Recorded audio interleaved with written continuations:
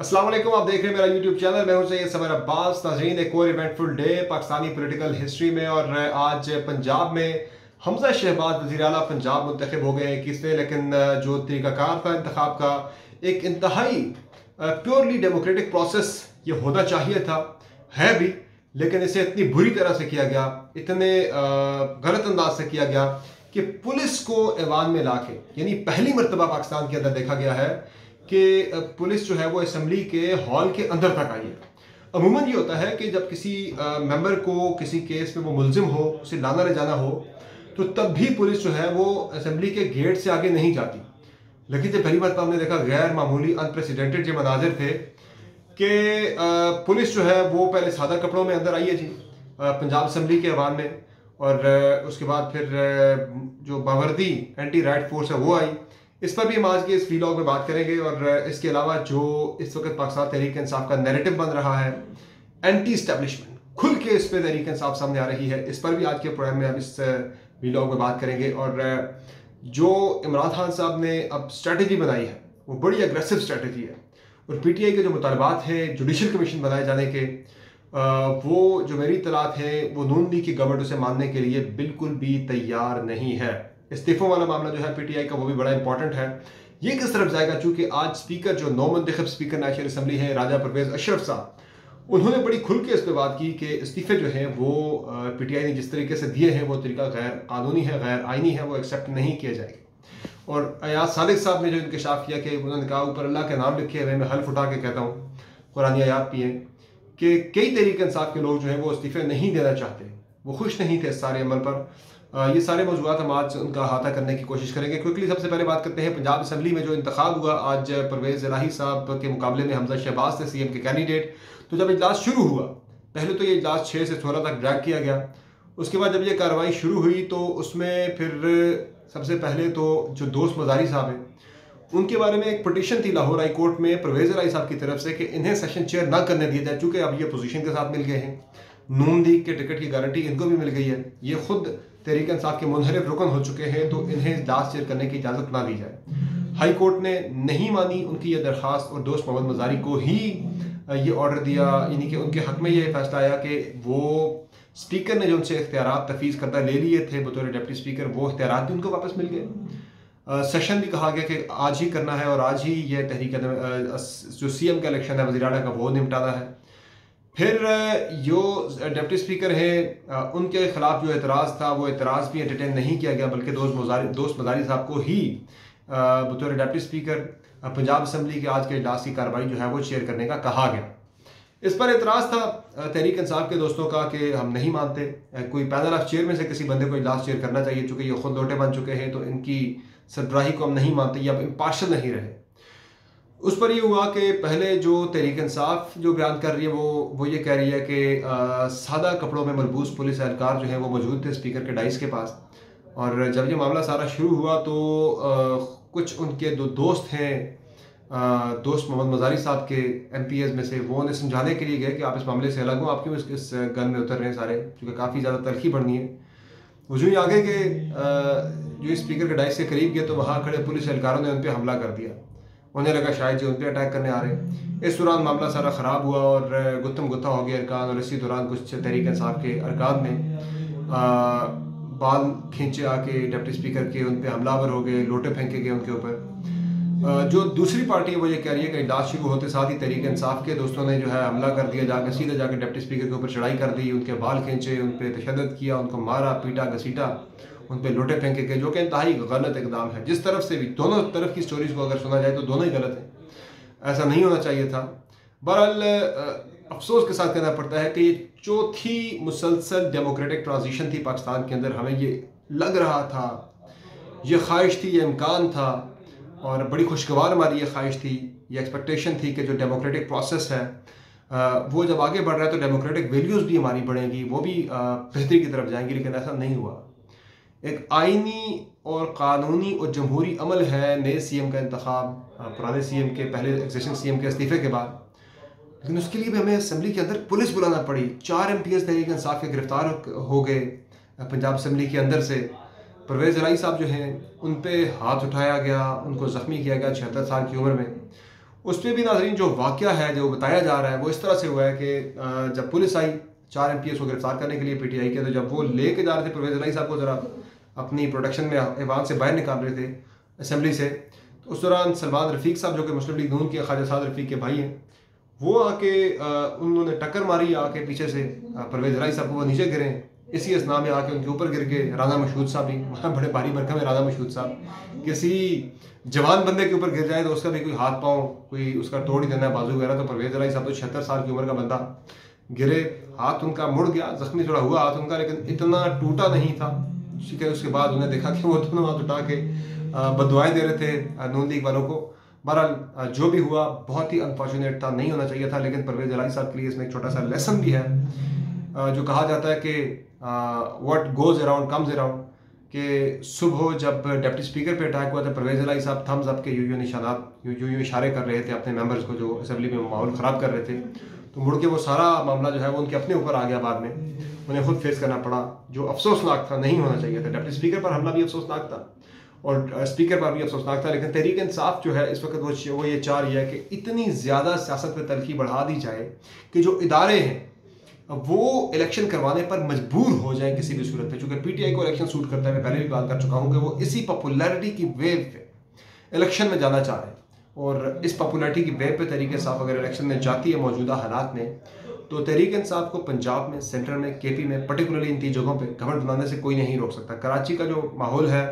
वो जलसा डिटरमिन कर रहा है। जलसा काफ़ी बड़ा है तहरीक इंसाफ का कराची का जी, और कराची की रिसेंट हिस्ट्री का वन ऑफ द बिगेस्ट जलसा जिसे कहा जा सकता है। लेकिन अभी ज़ाहिर है लोग आ रहे हैं, भर रहा है, कुछ देर बाद इसका पता लगेगा कि कितना बड़ा सक्सेसफुल जलसा PTI करती है, और ये बगैर किसी हुकूमत के। KP में जलसा था, वहाँ गवर्नमेंट थी, सेंटर में जो इस्लामाबाद ने जलसा किया 27 को, यहाँ गवर्नमेंट थी। देखते हैं कि बगैर गवर्नमेंट के तहरीक इंसाफ जो है वो जलसा कैसे करती है, कितना बड़ा कामयाब जलसा करने में कामयाब होती है। आज का जलसा अगर मुकम्मली कामयाब अगर ये कम्प्लीटली कामयाब करार पाता है, यानी कामयाब तरीन करार पाता है, तो फिर मेरे ख्याल से पीपल्स पार्टी के लिए भी सोचने का मौका है और नून लीग के लिए भी सोचने का ये मौका है। तो ये सारा मामला है जी। हमजा शहबाज साहब फिर CM इलेक्ट हो गए 197 वोट लेकर। उनके साथ जो डिफेक्शन जिन लोगों ने की तहरीक इंसाफ के, उन पे डिफेक्शन क्लॉज लगेगी। 4 लोग चूँकि तहरीक इंसाफ के अरेस्ट थे, उस पर PTI ने बाइकआउट कर दिया, इजलास से बाहर चली गई। तो इस पर देखना है कि अब वो कल रुजू कर रहे हैं हाई कोर्ट को भी, उन्हें कोई रिलीफ वहाँ से मिलता है या नहीं मिलता। इस्तीफ़ों वाले मामले पे आते हैं जी। इस्तीफ़ों वाला जो मामला है वो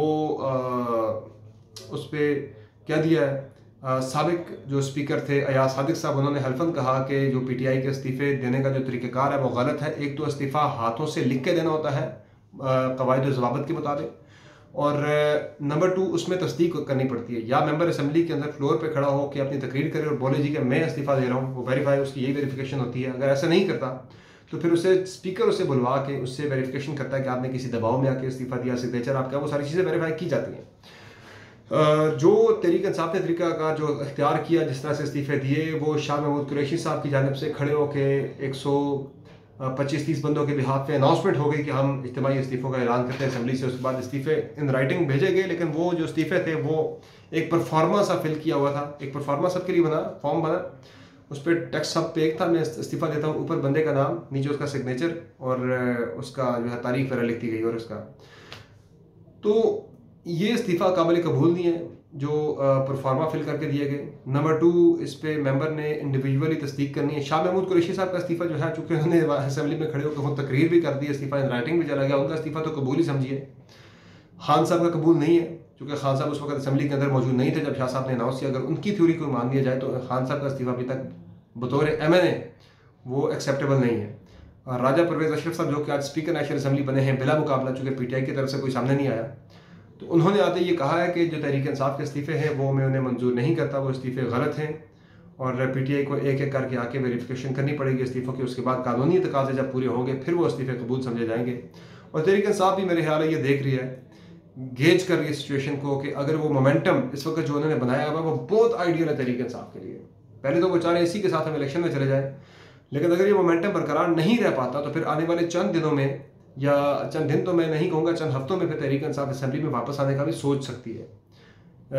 फिर इसके अलावा एक और जो इम्पोर्टेंट मामला है नाजरीन, वो है जी, अब जिस तरह से जो नैरेटिव की गेम है, PTI ये नैरेटिव बना रही है जी कि साजिश वाला मामला जो है उसमें इदारों को भी टेक ऑन कर लिया है। जो ऑप्शंस की बात हुई कि DGISPR ने कहा कि खान साहब ने हमें बुला के रिक्वेस्ट पे हमें 3 ऑप्शन दिए थे, इस्तीफ़े का, असम्बली तहलील यानी कि इस्तीफ़े का, अदम एतमाद का सामना करने का और अदम एतमाद वापस होकर असम्बली तहलील करने का, नए इलेक्शन की तरफ जाने का।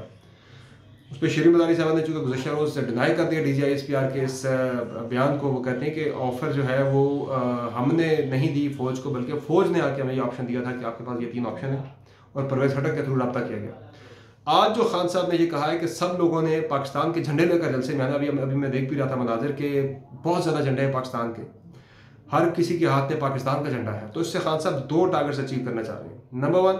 वो ये दिखाना चाह रहे हैं कि ये जो मूवमेंट है, ये जो लोग निकले हैं, ये सिर्फ तहरीक इंसाफ के हार्डकोर वोटर नहीं है, बल्कि पाकिस्तानी अवाम निकली हुई है। तो ब्रांडिंग इसे नहीं करना चाह रहे कि ये PTI का जलसा, बल्कि वो कह रहे हैं पाकिस्तानी अवाम का जलसा है, पब्लिक मेरे साथ निकल आई है इस नोबल कॉज के लिए, साजिश के खिलाफ, अमरीकी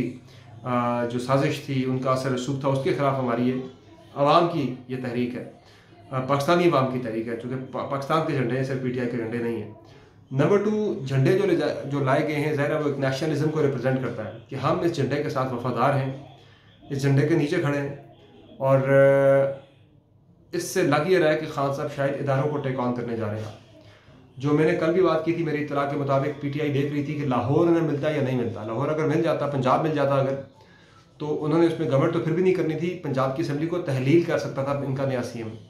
तो अब चूँकि पंजाब हाथ से निकल गया है, नून लीग के पास चला गया है, तो अब इनके पास 160 सीटों पे इस्तीफे देने के अलावा कोई दूसरा ऑप्शन नहीं बचा PTI के पास। लेकिन ज़रा इस्तीफे देते हैं वो माहौल और बनता है, उसमें कुछ रिजर्व सीटें भी हैं मिला के,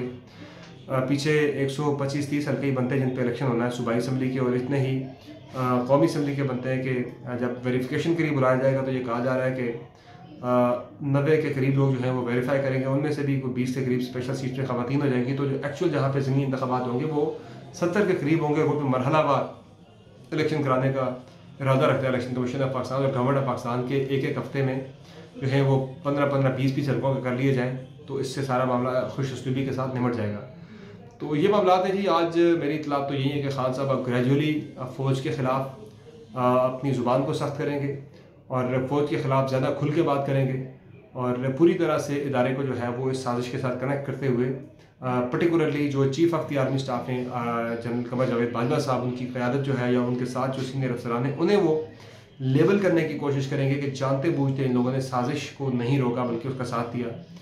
और फ़ौज के ख़िलाफ़ एक पूरी महाजर है। वो जो कहते थे कि मैं सड़कों पर निकला तो ख़तरनाक साबित होंगे, वो ख़तरनाक बनने की कोशिश करेंगे आज के कराची के जलसे से। इसलिए पाकिस्तानी परचम मंगवाए गए,